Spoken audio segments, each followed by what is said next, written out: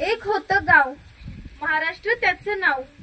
गाव खूप छान होतं, लोक खूप चांगले होते.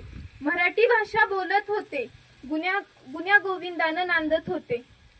त्यांचं मन खूप मोठं होतं, वृत्ती खूप दयाळू होती.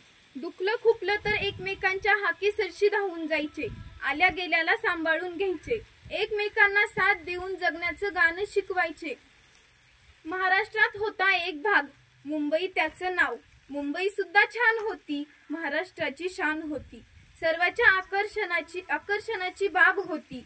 आजूबाजूचे सगळेच मुंबईसाठी धडपडत होते. इथे आले की इथलेच होऊन राहत होते. अतिथी देवो भव या युक्तीनुसार महाराष्ट्रातील लोकांनी सर्वांचं आदरातिथ्य केलं.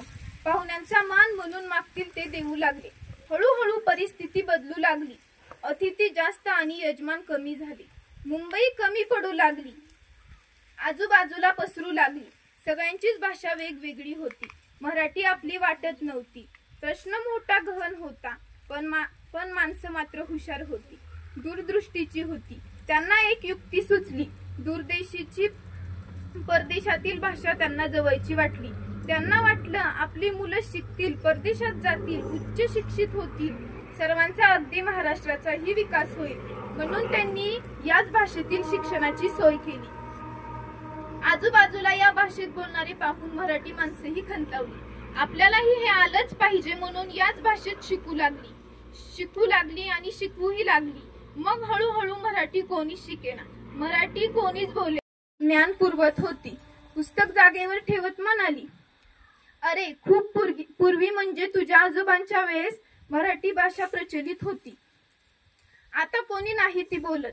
पुस्तक कोमेजलं, पानं आक्रसली, पानापानातून अश्रू ठिबकले. पण हळहळ वाटण्याचं काही कारण नव्हतं, कारण आता मराठीसाठी दुःखी होणारं काळीच कोणाचंच नव्हतं. महाराष्ट्राची शान मराठी भाषा. मला एकाने विचारलं, तू मराठीत का पोस्ट टाकतेस? आणि मी त्यांना एवढंच म्हटलं, आमच्या घरात तुळस आहे, मनी प्लांट नाही. आमच्या स्त्रिया मंदिरात जातात, पब मध्ये नाही. आम्ही मोठ्यांच्या पायाच पडतो, त्यांच्या गळ्यात मिठी मारत नाही. आम्ही मराठी आहोत आणि मराठीच राहणार. तुम्ही इंग्लिश मध्ये मेसेज केलात तरी मी रिप्लाय मराठीतूनच देते. याचा अर्थ असा नाही की मला इंग्लिश येत नाही. अरे गर्व बाळगा तुम्ही मराठी असल्याचा. काकीची जागा आता अंटी घेते. वडील जिवंतपणीच डेड झालेत. भाऊ ब्रो झाला आणि बहीण सीस. दूध पाजणारी आई जिवंतपणीच मम्मी झाली. घरची भाकर आता कशी आवडणार हो? 5 रुपयाची मॅगी आता किती यम्मी झाली. मराठी माणूसच मराठीला विसरू लागलाय. आपली संस्कृती लोप पावण्यापूर्वी ती जपण्याचा निदान प्रयत्न तरी करूया. आजपासून शक्यतोवर मराठी लिहिण्याचा प्रयत्न करूया. धन्यवाद.